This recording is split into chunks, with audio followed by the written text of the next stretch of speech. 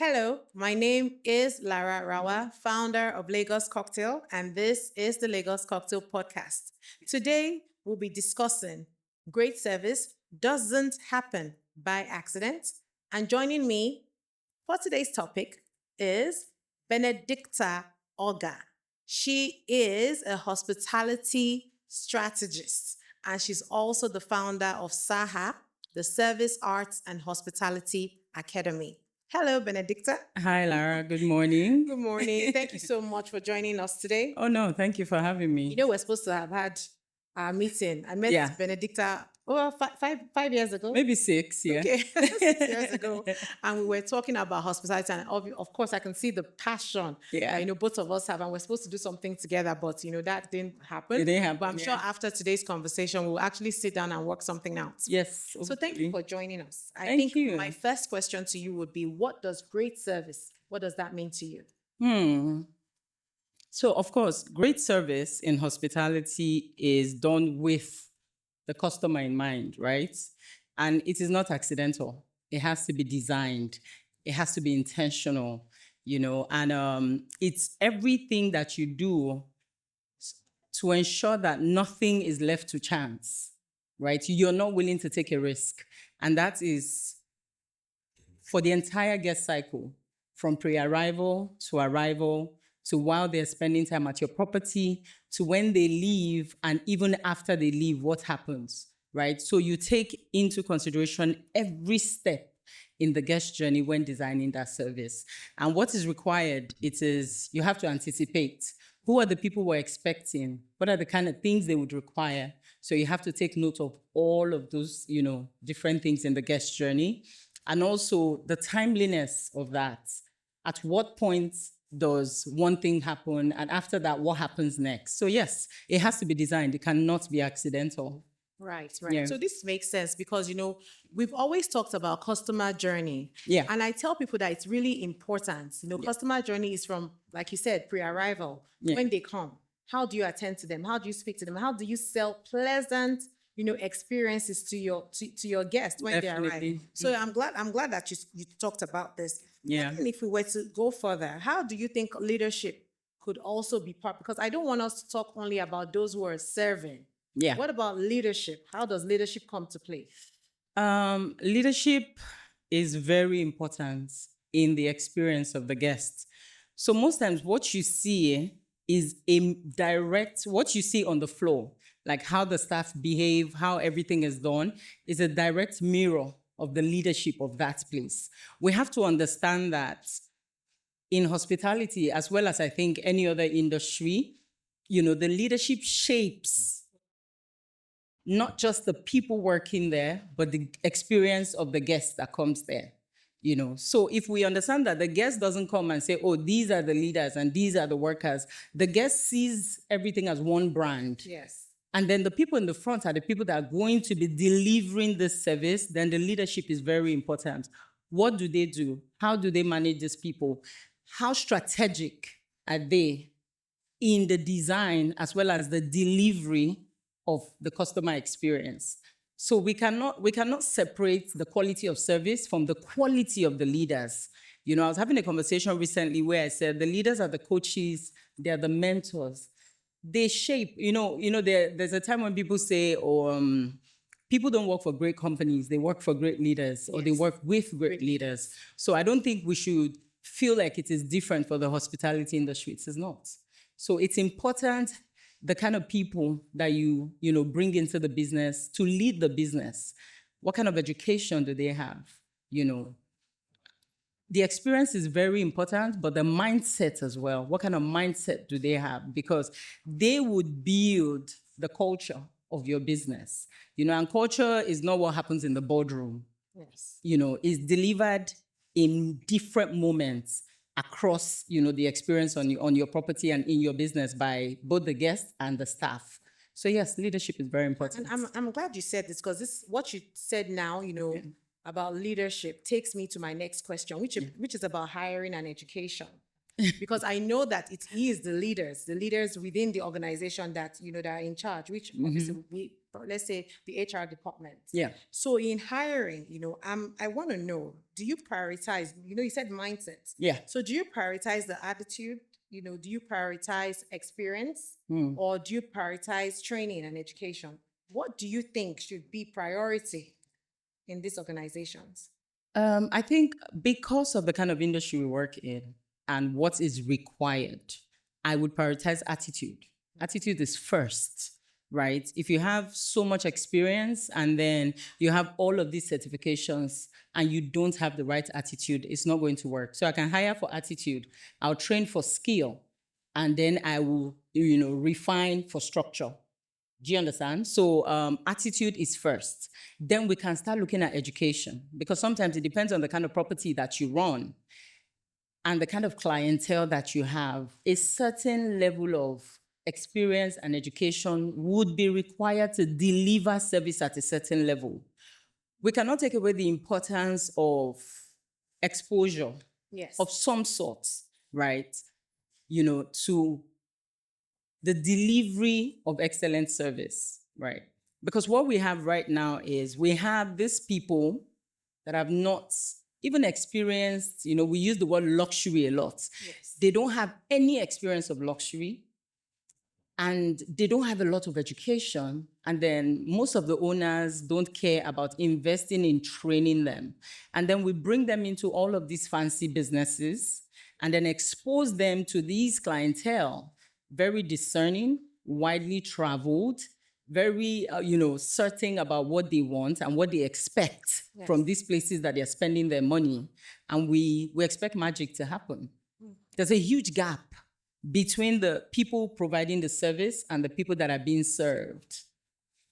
I'm not saying as an industry or as the employer, you are able to fully close that gap, right? In maybe the time that you have between when you hire this person and when they are able to provide service, but we can put, things in place. What kind of training do you have to do when you come in? What happens after 3 months? What happens after 6 months? What kind of training do you get after 1 year? There has to be a plan for the people that you have hired. You can't just hire them and then you talk every day and expect, magic to happen. So yeah, we have to have different things in place at different times for these people. So I'm glad you're here because our previous edition, we spoke about a major challenge in the industry, which is remuneration. And I'm bringing out here because I want you to talk to us about the remuneration reality. Yeah. The remuneration reality is important because, like you said, we talk about luxury. Yeah. But in a luxurious establishment, and the staff being remunerated luxuriously, if I was to use the word. So what is the reality and how do you think remuneration, hiring, great service, what connects? How are they related? Yeah. Yes. Okay, it's very interesting because I find myself having this conversation every time, and it further justifies why I keep having this conversation, right? Because we cannot have all of these conversations we have about what is expected of these people, what they're supposed to be doing, what they're not supposed to be doing, without addressing this important part first, right? We cannot fix a lot of the issues we experience in the hospitality industry right now if we don't talk about the remuneration, benefits, and all those things. Because first, are we even attracting the right people to the industry? If we don't have the right people, what then can be done with the people that we have, who in most cases are not even intentional about being here? For them, the hospitality industry is a stopgap. I'm only doing this until I get what I really want. I didn't find another job, that's why I'm doing this one. But when I get what I want, I will leave. So we have so many of those kind of people who either just stumble into the industry. So they are not intentional. They don't even care about being here. So even if you tell somebody, and when you do this and that, you get fired, they don't care enough to fix anything, right? So how much we pay is very important. And I don't know where to start, but we cannot expect excellent service for people who are in survival mode. Right. from people who can barely feed. And then I had this conversation one time and somebody mentioned, oh, but minimum wage is this. Is the minimum wage a livable wage? If you look at the industry, right, it's one industry where public holidays, you don't have that. Yes. Because that's when the businesses are the busiest, Yes. right? You don't have weekends to yourself. The weekends are very busy. And most times you find it's not as structured as any other industry. So a lot of employers make people work insane hours. You find people working 12 hours, some even more. And then we're talking 6 days a week. With all of this stretch and all of this sacrifice, what is the need for the person providing this service to businesses who make so much money from food, drinks, and other things that contribute to the guest experience? How much we pay them is very important, because if they don't have what they need, then they start to emotionally negotiate with your customers.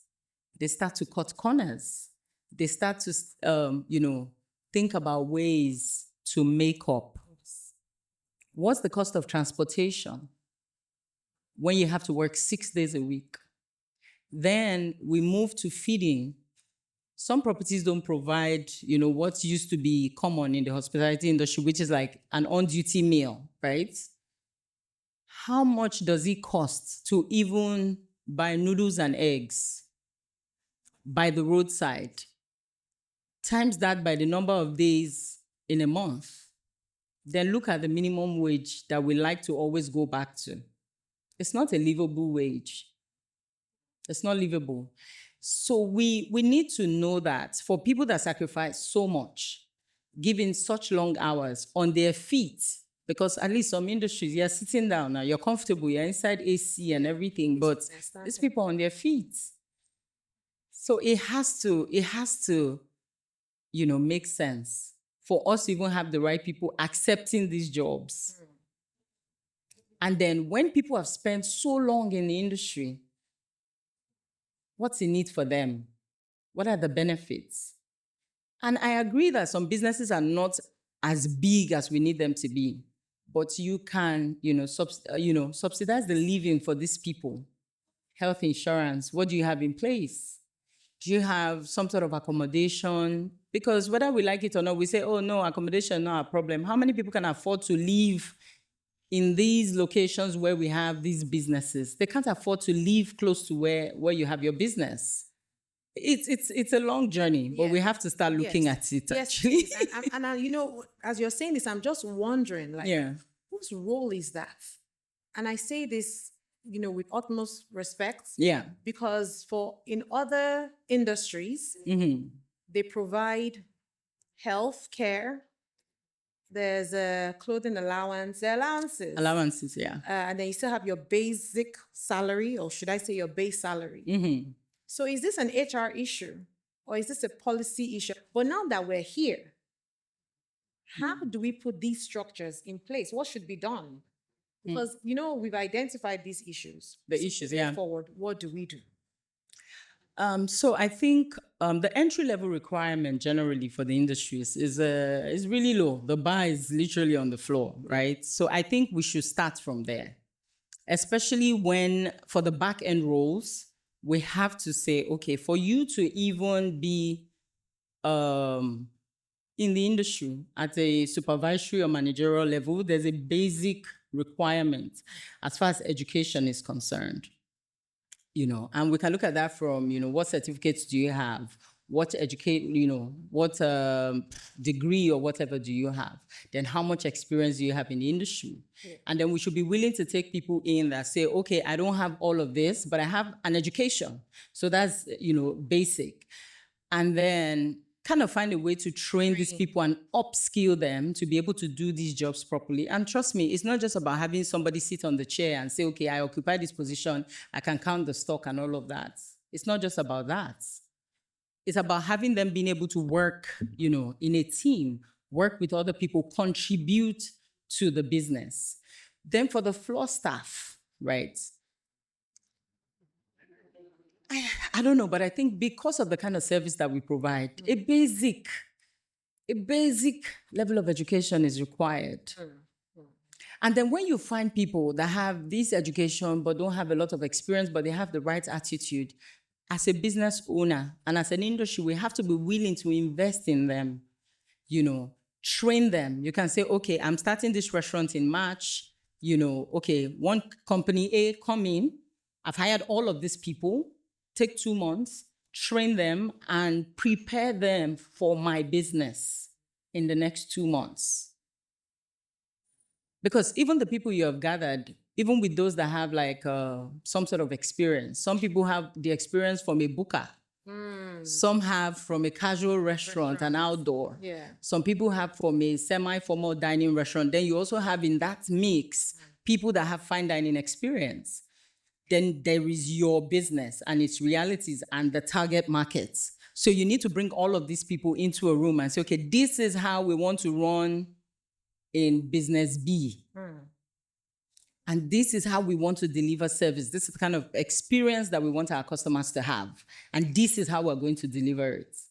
So some sort of education is important, but I think there should be an investment in vocational training for the people that are not able to have like degrees and, all the expensive education.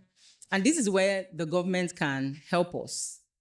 And then the business owners also should be willing to invest in partnering with institutions like Saha Africa, for example, the Service Arts and Hospitality Academy, because we've had a client that we spoke to about this. Yeah. And his hotel was opening in like a couple of months. And we recruited everybody, and then they were being trained on the property. We've had a couple of clients do that.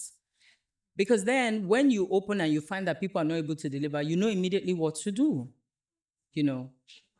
You've made the investments. Yeah. So in that case, it's easy for you to say, okay, it's not working, buy, and then you do a replacement, which we can also help you do. So yeah. So for hospitality professionals who want to grow and earn more, Yeah. what should they be focusing on right now? Okay, I think in the industry, if you want to grow and earn more, which is an offshoot of growth, right? I think first focus on one area. Pick a core area and focus on that. Because very easily you find people coming and say, I want to do this, I want to do that, I want to do that. Do you want to be in the front of house? Or do you want to be in the back of house? If you're in the front, what area do you want to focus on? If you're at the back, are you in production? Are you in accounts? There's so many things that happen at the back. Pick one area and focus. That's first. Then secondly, understand the system, not just your role. Understand your role, but then you must understand, where it sits in the entire system. That's another one. Then you have to intentionally invest in yourself. Yeah. Both formal training, informal. Informal will be you see professionals, you approach them, you ask questions, you attend seminars or whatever. Formal, you want to get certifications, the affordable ones, you want to focus on those things. Then I would also advise that you look for companies, not just fancy companies, but companies that are intentional about training and growing their staff, right? You have places that are beautiful and all, but they don't care what happens to you. You're going to be used and you're going to be there for a very long time without any form of growth. So look for the ones with the right leaders in place and the right structure that can grow you. So that's very important. Thank you so much, Benedicta, for being here today. And Thank thank you you. for sharing with us, your insights Yeah. into this topic. And as you all heard from everything she said, great service doesn't happen by accident. There's intentionality right, from leadership. So even from the highest to the lowest, everyone is intentional about their growth. Everybody's intentional about the culture. And when I say culture, I mean the service culture in the industry, their general standards and their general rules. So thank you so much for joining us today and see you next time.